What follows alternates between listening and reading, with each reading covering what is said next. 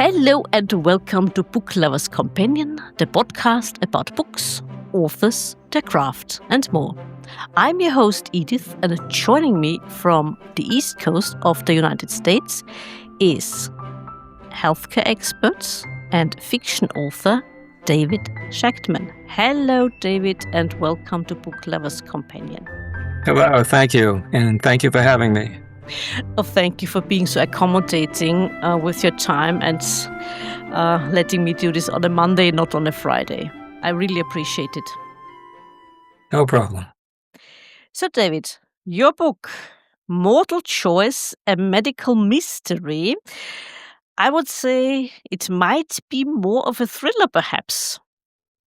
Yes, well, it's a medical mystery. It has a little bit of murder and mayhem in it, but it's about the illegal trade in kidneys and the impossible dilemma that parents have when they have a child who needs a kidney transplant, and the child is on this interminable wait for a kidney. And at some point, they have to decide whether they might buy a kidney in the illegal market. And I said before I started the recording, it's scary. Your book is scary. And I'm not talking about the murder that happens. I mean, this is also scary. But the fact that it not only can happen, but it does happen in real life. Does it not? Sure. And in the United States, there's about 100,000 people on the waiting list for a kidney, and about 15 people die every day waiting. Only about 28,000 get a kidney every year. So most of the people are waiting and waiting and waiting, and a lot of them never come up on the list. Mm. There just aren't enough kidneys to go around. Yeah, there aren't, because we only have two, and we need at least one of them to We need survive one. ourselves. Yeah. We need one. But what happens is there aren't enough donor kidneys to go around, but there are thousands of people, mostly in third world countries, Yeah. who will donate their kidneys, people who are desperately poor in third world countries. And there's probably an oversupply if you include those people, but it's not legal to sell a kidney. But the illegal market for kidneys is estimated at close to $2 billion a year. It's incredible, isn't it? And before I met you online this way, I looked up a little bit on the internet about Europe, and there was a report a few years back about what is going on, mostly with, like you said, illegal kidneys and the donor market, the black market. And there was this report about Moldova, and people sell their kidneys there as well. And the place where the operations are done is Turkey. Turkey is the major place where an operation is. In our book, we used India. Yeah. And India also has a huge facility that does transplants, maybe the largest in the world or one of the largest. And they have some excellent hospitals there. Most of their doctors are board certified in either the United States or the UK. And provided that you can get an operation there, the operations are very safe. Yeah. Excellent healthcare in this way. Do they not have that? I mean, they do have, especially if you are a rich person, you can afford it. You can afford it.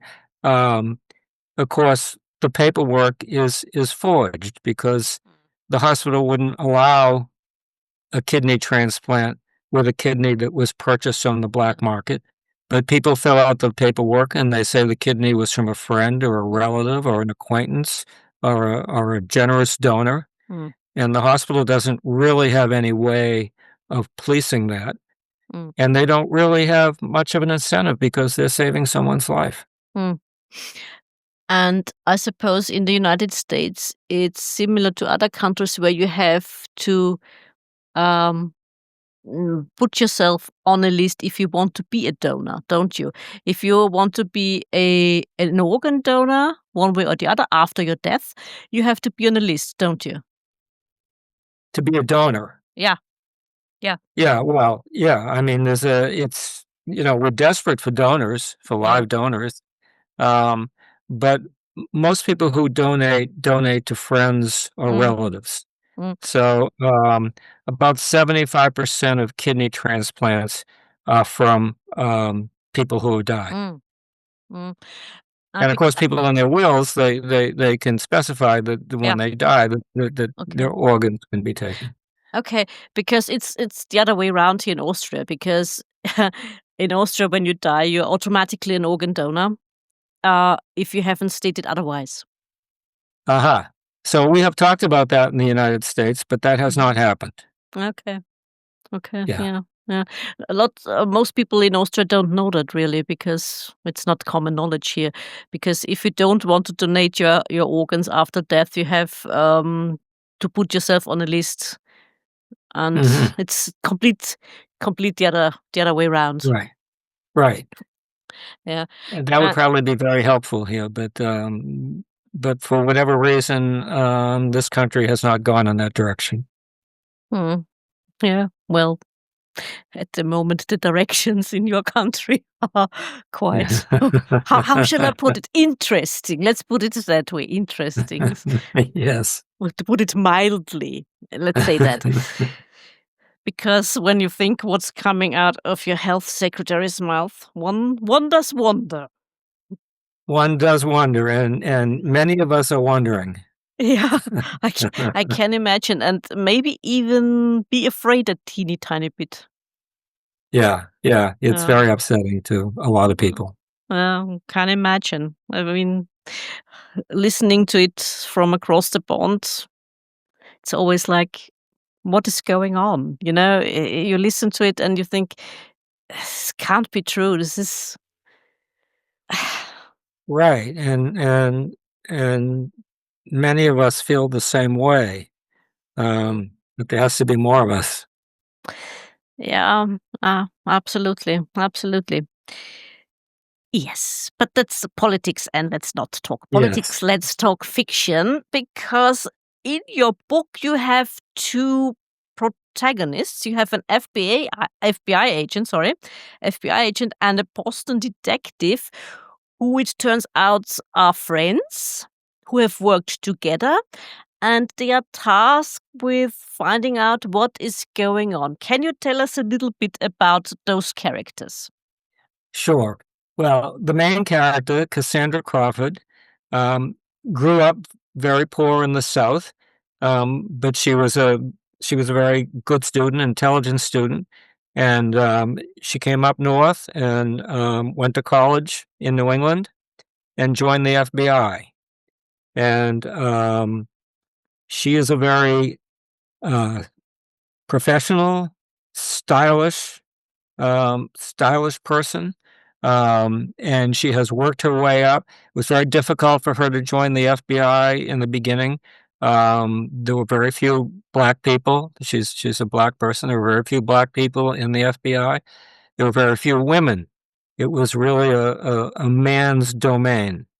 And being a woman and a black woman made it very difficult. But she fought her way up the ranks, and she became a senior investigator. And then the other protagonist, Martin Goldberg, is a Boston. He was a Boston police officer and became a Boston police detective, and he's just kind of this lovable, overweight, sentimental guy. And he had met Cassandra through a previous case. And what happens is there are two murders, and there's a murder in Rhode Island where they find a person whose organs were taken, Mhm. and the FBI asked her to go on that case. And then there was a murder in Boston, which is also involves a kidney. And so, and so the Boston Police Commissioner says to Martin, he says, you worked with Cassandra Crawford from the FBI before. I heard she's on a case in Rhode Island. Why don't you get in touch with her? And so the old friends get together again, and they both work on this case. You said one of your main characters, especially Cassandra, she had to fight for her position as an FBI agent, as a woman, as a black woman within this organization. But I got the impression that your other character, Martin, since he's a Jewish man and Boston is mainly, or Boston police is mainly Irish and Italian, it wasn't That's so right. easy for him either. It wasn't so easy for him. Boston neighborhoods are very, the city is very ethnically divided. It always has been. And the Irish and Italians have always sort of controlled the police force and the fire department. Yeah. And so Martin was probably the first Jewish detective they ever met. And but he's kind of a jovial guy, and every once in a while he speaks words of Yiddish that probably nobody in the police department understands. And he has become friends with Cassandra, and through the book, they always, you wonder whether they're ever going to get together as a couple. Yeah, Because they're both fond of each other. But whereas Martin is kind of naive, and maybe in the back of his mind he thinks that's possible, Cassandra is much more of a realist, and although she really cares for Martin, she knows that's never going to happen. It was also interesting in your book to read about the backgrounds, and like you said, he's a bit naive in some ways. He's the lovable teddy bear guy, sort of. He seems that way, and his how shall I put it? His idea of them both coming from, like you said, a poor background, but there is still this divide. Although they both grew up poor, there is still more to their difference than just difference. He realizes there is a difference between them. They do have this in common. She realizes that. Yeah. She realizes that much more than he does. He's always kind of hopeful, and she knows that that's just too big a bridge to cross. Naive. You said he's a bit naive. Yeah, maybe that's absolutely the right word to say. He's naive because he thinks being poor as a white man from the north is the same as being poor as a black woman from the south, which is not. It's very different, and they come from very different backgrounds. But they have over the years they have sustained this friendship, and Martin has helped her when her husband left her, and left her with a little baby, the baby that needs the kidney transplant. Yeah. And this is the way you start your book, because right from the start we know that Cassandra has a lot to lose, and there is a morality in this book that, or a fine line she has to walk with what is going on. That's right. And because I don't want to give away the plot, when I talk to you, I'll only talk about her first dilemma. Yeah. Which is whether to, because when she goes to India at some point to get her daughter a kidney, she has an opportunity to, I don't want to say double cross, but it is a double cross the FBI for their sting operation and get her daughter a kidney. And so she has a moral decision to make. Yeah. And it's very difficult. So imagine if you had a child, a little 6-year-old child, who was going to die unless she got a new kidney. She had been on the waiting list for years. And at some point you have to say, what would you do? Yeah. Would you break the law?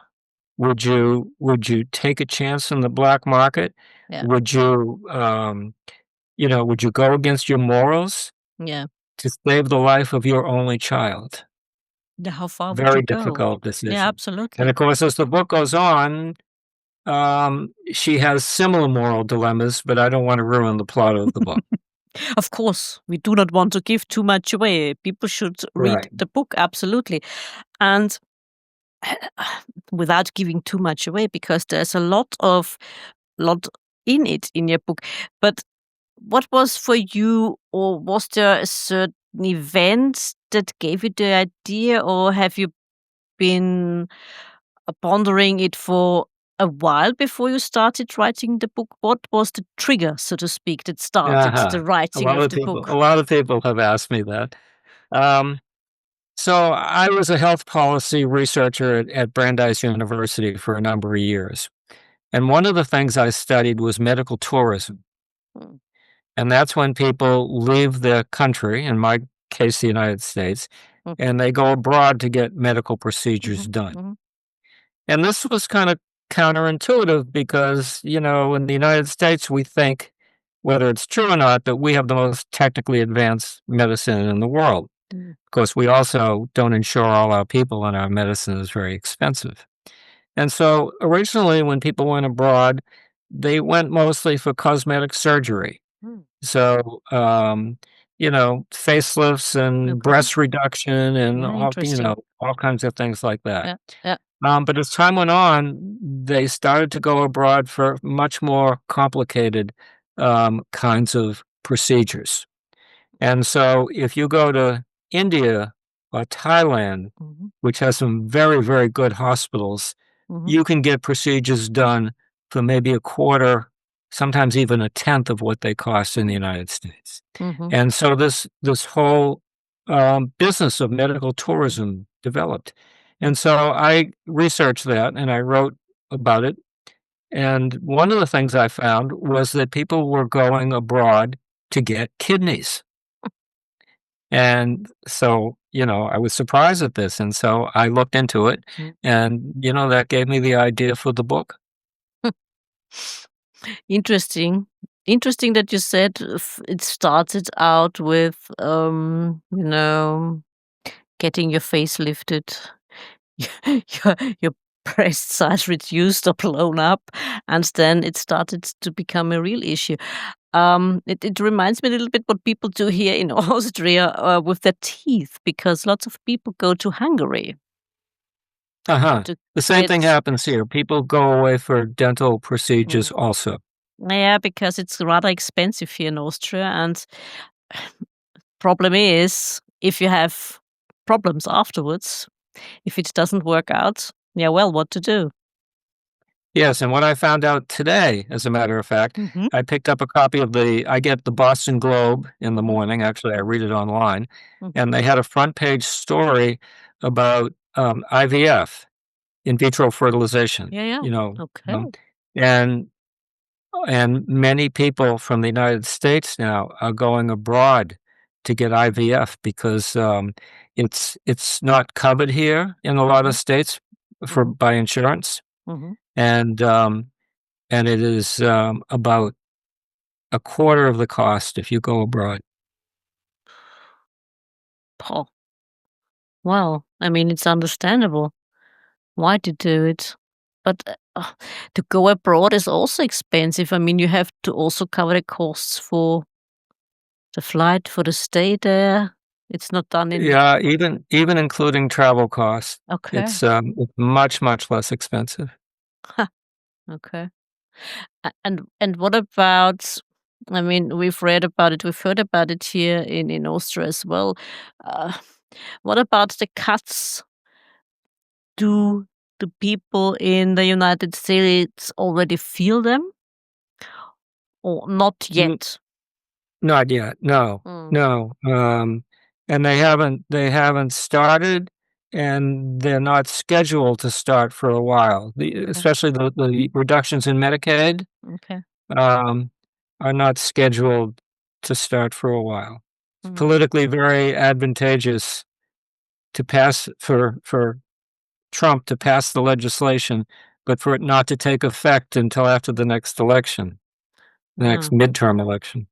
well, next year then. Pardon me? Next year then, because midterms are next year, aren't they? Yes, the midterms Yeah. are next year, Uh, and people will not be affected by that.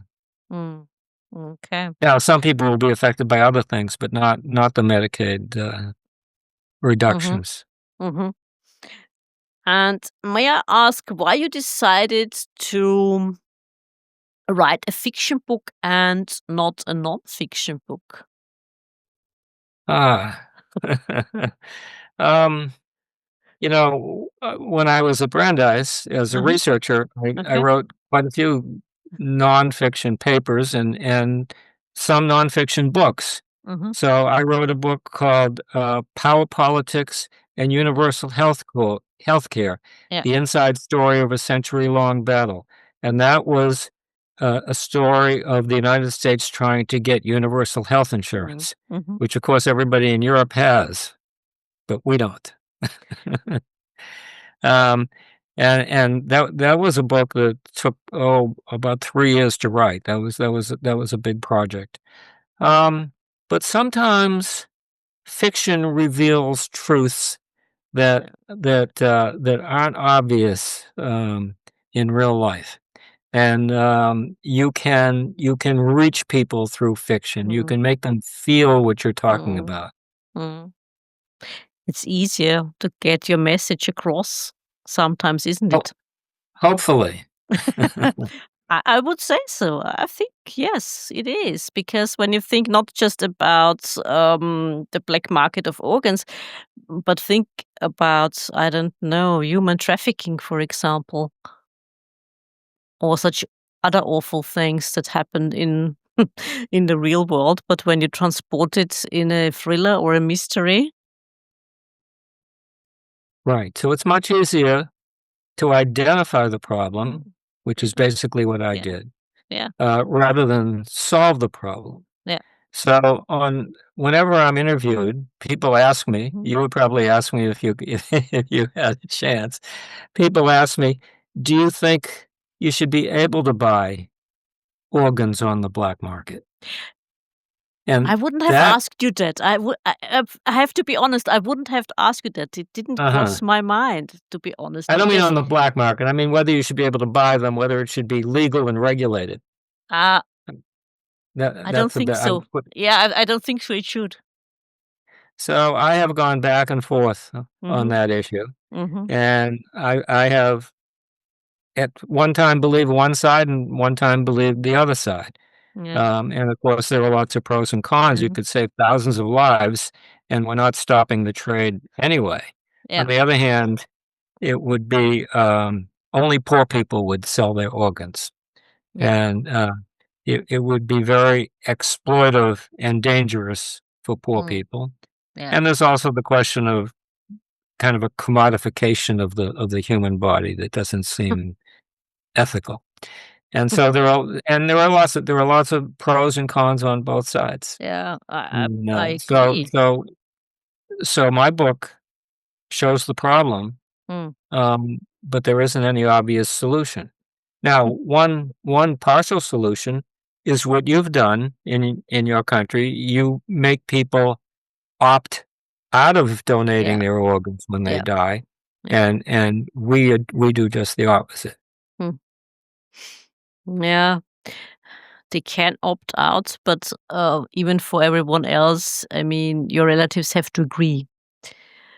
That's also still part of the process, Mhm.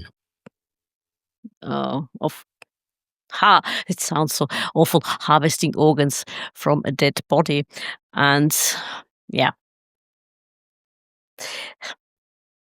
maybe we do the right thing, maybe we don't, I don't know, but be honest, it hasn't crossed my mind, the question you just posed, should one be able or allowed to purchase organs? And like you said, there might be a lot of pros, a lot of cons, and it's only for the poor people because nobody who's rich would feel the need to sell his or her organs, but why should they?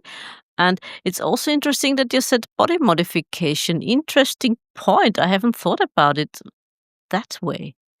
Because when we say body modification, it's always something different, at least in my mind, when we say body modification.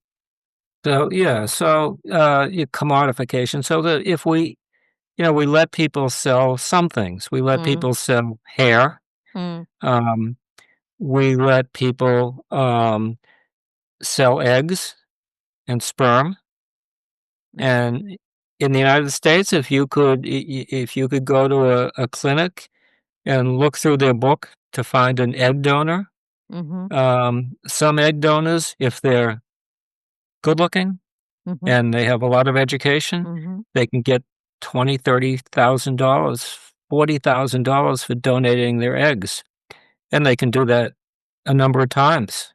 Yeah. And so we let people do that, and then we let people be surrogates and Yeah. carry Yeah. children for other people, which is a lot harder than Yeah. I think, giving a kidney. Yeah. And so those things we allow. Mm. Would we Yeah, true. allow uh, But you do not get paid for donating blood in the United States, do you? get paid for I'm sorry, Donating blood in the United States. When you the donate blood in the United States, you do not get paid for it. I think I think you can get a nominal payment. I mean, if you donate to the Red Cross or something, I Okay. don't think you get paid. Yeah, okay. Um, I think basically maybe you get paid for your expenses. Okay. Okay. So, I'm just wondering because you do not get paid for blood donations here in Austria, but you get paid for plasma donations. yeah, it's funny the way it works. So, when I was younger, I was in the Army Reserves, Mm-hmm. and we had to go to the reserve portion of it. We had to go to weekend meetings, Mm-hmm. and they had a program that if you donated blood platelets, Mm-hmm. each 4 times you donated, you could skip a whole weekend. Okay. Ah. And so, Okay. so that is sort of a payment in kind. Okay. Okay. Yeah, I think you get I don't know how much, 20 euro, I don't know, for plasma donations. Yeah, Mhm. but like you said, not for blood because you get something to eat and something to drink afterwards, but that's it. Right, I think you're right about that. Yeah, yeah. And may I also ask what is done against this whole black market, this trade in organs? I mean, you involved in your story the FBI, since the FBI can do so. From what I've gathered, Mhm. all I know about the FBI is from X Files. I have to tell you, I have to warn you about that. Um, and what can the police do? I mean, they need people to help them. And in your book, it becomes quite clear right from the beginning. I mean, people within the organizations or who are involved in this whole trade, in this whole black market, uh, the the law enforcement has to count on them, on their willingness to participate, to help them. Otherwise, where would they be? I mean, how much are they able to get behind everything? Right, so it's very difficult, and these are international organizations, um, because people in the United States that buy a black market organ don't usually have the operation here, Mm, because they can't it's just, um the paperwork would probably find them out, so they usually yeah. go abroad. So they're all international organizations. It's hard to track them down, except that if a person is injured, if you go to Mhm. a less reputable dealer Mhm. and you get injured, then you might go to the police. Mhm. So and there certainly are people that are injured. So there are plenty of people who get a black market organ Mhm. and they have the transplant and they're okay. And there are other people who can be injured or killed Mhm. or whatever. Mhm. And and and people are killed for organs. China has a terrible reputation with Falun Gong members who Ah, they have been accused of killing and okay. taking their organs. And they not only take kidneys, but they take livers, Ah, corneas, um, young corneas sell for about $25,000 each. So there's a lot of body parts that are worth money. Oh, yeah, and they're worth a ton, come to think of it. Huh. You're right, it's probably very hard to police. Um, and some countries have different attitudes. Mhm. In Israel, you can't buy an organ in Israel, but if you buy one abroad, apparently, some of the health insurers will give you up to $14,000 towards whatever you do. So they have sort of an opaque kind of um, strategy. Iran is the only country in the world that allows people to buy organs, and Iran is the only country in the world with no waiting lists for kidneys. So. Hmm. Well, there's a lot to say about Iran. Yeah. Well, let's not go there. It's a can of worms. Better not Yes. opened, I'd say. And may I ask, David, like you said, you're an expert in healthcare and medical tourism. What about your expertise for the law enforcement? Did you have people to go to get it right in the FBI, or how do you describe how these organizations work, like Boston Police Department and the FBI, or did you just do research on the internet? I did research. I also had, 4 friends who had been who were policemen or Yeah. had been in police Hmm. departments. Hmm. I did not know any FBI agents. Okay. Now, I have one interesting story to tell, though. Um, one of the one of the parts of the book has a chase through the city of Boston, Hmm. and they go through what, was called the Big Dig in Boston. Hmm. And that was a huge project where they used to have an overhead highway and they buried it under the ground. Hmm. And maybe the most expensive urban project in history in the whole world. It was billions of dollars Okay. to do that. And anyway, I wanted to make sure that as the story goes, as they go through those tunnels, that I knew what they were doing. And so I called the authority in that does that, and, they were willing to talk to me, and I went up to their offices in downtown Boston, and they were very receptive. They laid out all these maps, and they told me, exactly what they do, and they said, "Would you like to visit the control room?" And I said, "Sure, I'd love to do that." And he said, "Well, I will call you and give you an appointment." And then I left, and that person would never return a phone call of mine. And what I thought was, what I concluded was that because I had asked all those questions, they were afraid that I was a terrorist, Okay. and they wanted to meet me Yeah. and Okay. to make sure that I wasn't looking for a way to sabotage the tunnel. Okay. Okay. Hmm. Interesting. Huh. Who would have thought? Yeah. Yeah. Usually those people are very forthcoming because nobody otherwise would listen to them. That's at least that's what crime fiction authors always say when they talk about their experience of doing research and talking to scientists and so on. They always say they are very forthcoming because they are so happy someone is interested in what they do and is listening to what they have This to person tell. was totally forthcoming and then never would return any calls or anything. Ah, too bad. Oh dear. Um, and another question I have for you is, since you are someone who comes from academia and has written, like you said, or told us before, nonfiction for a living, research papers, and you did research. Um, what about the challenges of writing fiction? Was there any challenge or any part of the process you found more challenging than writing nonfiction? Yes. Yeah, definitely. I mean, Okay. yes. And so the first fiction book I wrote, I threw out. I just didn't think it was Okay. very good, Okay. and I worked hard on it, and I threw it out. and then I wrote a number of short stories and poetry, and a little bit of it got published. And I got better at the craft as I worked on it.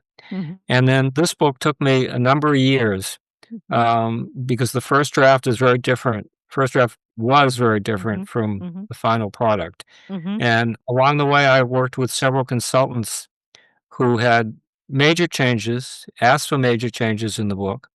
Although I worked altogether with 3 consultants, Okay. and they weren't consistent. And so one person wanted me to change it to third person. You know, I have alternating first person Yep. between the 2 protagonists. Yeah, I know. And one consultant made me change it to third person, and I did that. That was a Okay. tremendous amount of work. Yeah. And then the next consultant said, "No, it was better when it was first person." They don't always have the same opinions. And so I had many drafts of this book before the final product. So, That yeah, it's yeah. hard. It's hard writing fiction. Yeah, I can imagine. And that's a point I wanted to ask you about, the first person, third person narration, because again, you said so yourself. You changed the person whose perspective we have chapter wise, and you always have a first person narration. It's also Yes. interesting because sometimes authors also change the person, and not only change the perspective person to person, but also third person or first person. And was it did it come naturally to you writing first person? Yes, except that, the difficulty is that you have to write through that person's eyes, Yeah, and if you're writing a mystery, a murder mystery, um, you can't put in things that they don't know, yeah, and so, it makes the plot much trickier to do yeah, that. yeah, So it's limiting. You know, when you have a narrator who can be omniscient, yeah, you have much fewer restrictions. yeah. Now, when you have just a first person, you can only see what he sees, or what Mhm, she sees in this case. And mhm, so, yeah, that makes it much harder. But I like first person. I mhm. think it gives an authenticity that you might not get otherwise, especially in this book. I absolutely agree, and from a reader's point of view, it is more intimate also, because you're always there in the I always say you are on the person's shoulder as a reader, and Yeah, if it's you done wa well, I think that's yeah, right. yeah, absolutely. You see what they see and so on. And how hard was it, or how difficult, doesn't have to be hard, but how difficult was it for you to write a black woman, first person narration of a black woman? Um, you know, it's a hard question. I mean, she was my picture of a professional black Mhm, woman. mhm. And so we have, a lot of people in this country criticize liberals for being woke, they call it. I don't know if you have that word in Austria. Um, We borrowed it from it's the from United us. States. But there are a lot of people on the left side, on the liberal side, that say, you can't do that. Yeah. They say, if you're a man, you can't write about a woman. If you're a woman, you can't write about a man. If you're white, you can't write about a black person. Yeah. And, I don't believe that. Yeah. And of course, what could I do with 2 protagonists, one black and one white, one male and one female? I mean, I couldn't write the book, right? If that was the case. And Exactly. so she is my conception of a professional black woman, and she's my creation. And if people don't feel it's realistic, they won't like the book. Um, but I wrote it the way I imagined her. Yeah, absolutely. Because otherwise you couldn't write, let's say, an alien from Alpha Centauri either, because you're not an alien from Alpha Centauri. That's right. That's right. I mean, So, and I did have uh, people who read the book, consultants, who criticized me for that. And they said, I don't think people will buy this book because a publisher won't buy a book from a white person about a black woman. Oh, And please. I had people tell me that. Yeah, I know. I mean, sometimes they are would you say they are too afraid and they do underestimate the readers? Yeah. Yeah, and, if if my description is way off base, people won't read the book, they won't like the book, Yeah, that's all I can say. yeah, absolutely. Because we think we move forwards, but oftentimes I get the impression that we are moving backwards. Yes, well, it's not steady, No. but hopefully what's the expression? The long arc of history bends towards, goodness or whatever. Yeah, well, now that you mentioned Vogue, I mean, the pendulum is swinging in the other direction, and I'm afraid it's swinging too far in the other direction again. Yeah, well, we shall see. Hopefully, there will be in this country, it's hard to say, but I think we have started in the other direction. I think we had, on, October 18th, we had 7 million people Yeah, yeah, protesting across the United States. yeah, I've heard that. I saw the pictures and the videos. Yeah. And did the consultants also ask so-called sensitivity readers for this book because of the topic of the plot, but also because of the characters? Because that's also something I often hear from, especially independent authors, that they use sensitivity readers for their books, for their stories. Um, I didn't have too much of a problem. I didn't have a problem with that. Okay. I had a problem, writing about a man and a woman and a Okay. white person and black person, but not that. Okay. Okay. Yeah. And writing about the misogyny she had to endure in her profession, I suppose that wasn't such an easy task either, or was it? I didn't get the beginning of that Uh, question, I'm sorry. the writing about the misogyny she had to endure in her job within the FBI and what it is for a woman within this organization. I suppose it wasn't that easy either. No, and I tried to imagine that, and that becomes a big issue later in the book, which Yeah. I don't wanna give away. Yeah. But yes, she has a boss who is, definitely misogynistic, not a nice person. Came from the FBI when it was all white males, Mhm. comes from a, Yeah. privileged background Yeah. and, um, doesn't have much sensitivity, to put it Mm. mildly. Um, Is it changing or is it going back again? Because I often get the impression, like I said before, we think we are moving forward, yet at the same time we're taking steps back, going back to a time we thought is behind us. But when you take a closer look, it's not so behind us as we like to think. right. So, in the course of this country, Mm, um, where we have a very difficult racial history, mm, um, and where women, certainly were discriminated against, mm, and where we had, um, some dark experience with immigrants, putting all the Japanese in prison camps, for instance, during World War II, yeah. um, and being somewhat xenophobic. I think in all of those areas, the United States has come a long way, a very long way, particularly in racial discrimination. Mhm, mm, But in the latter few years, we have slipped back some.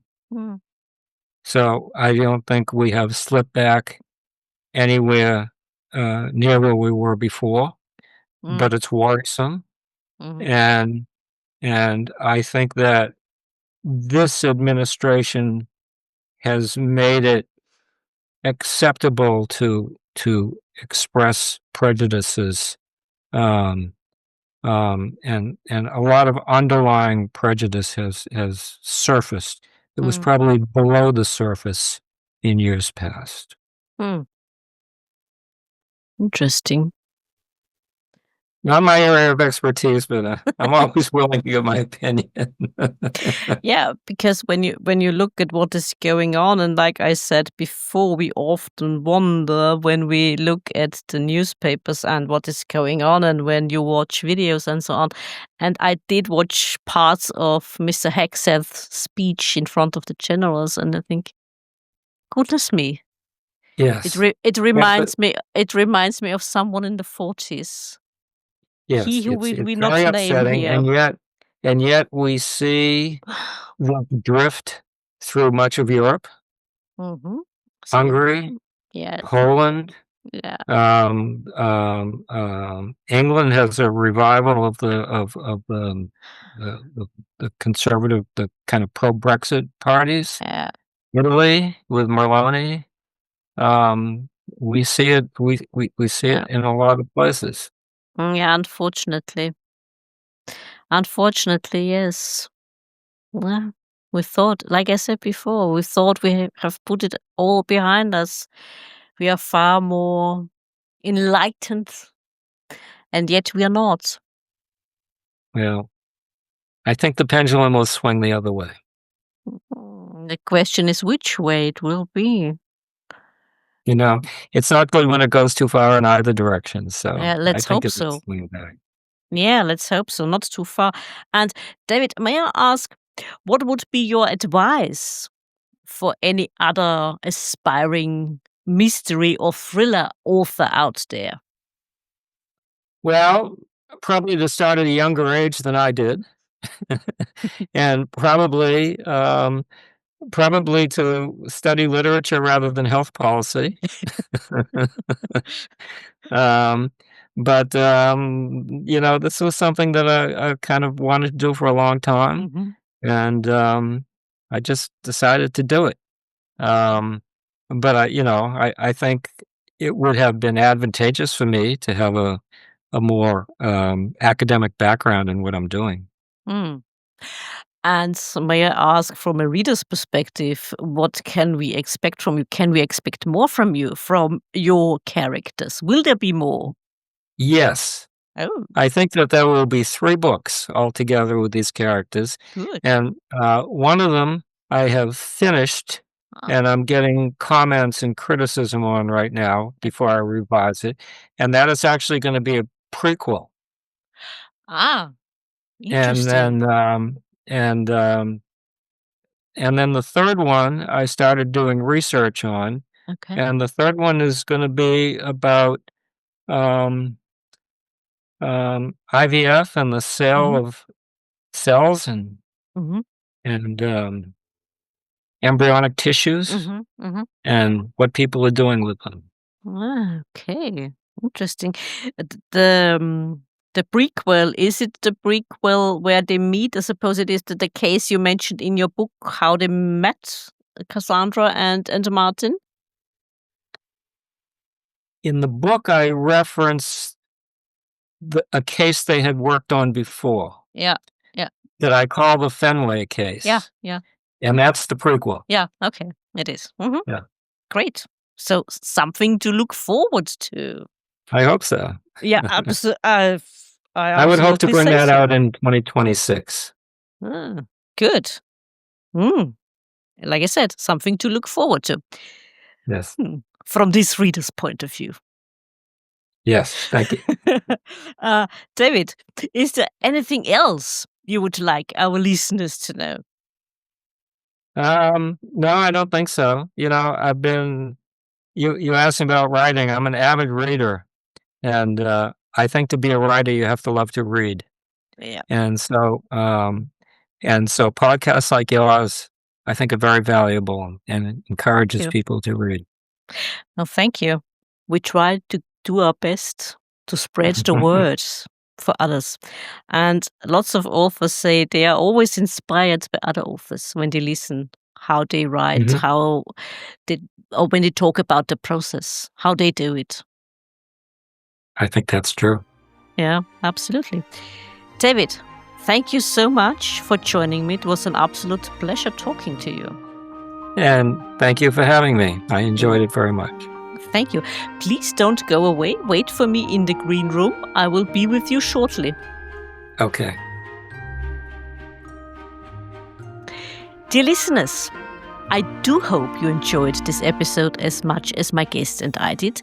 Please don't forget to like and subscribe. And I do hope you will tune in for another episode. Until next time.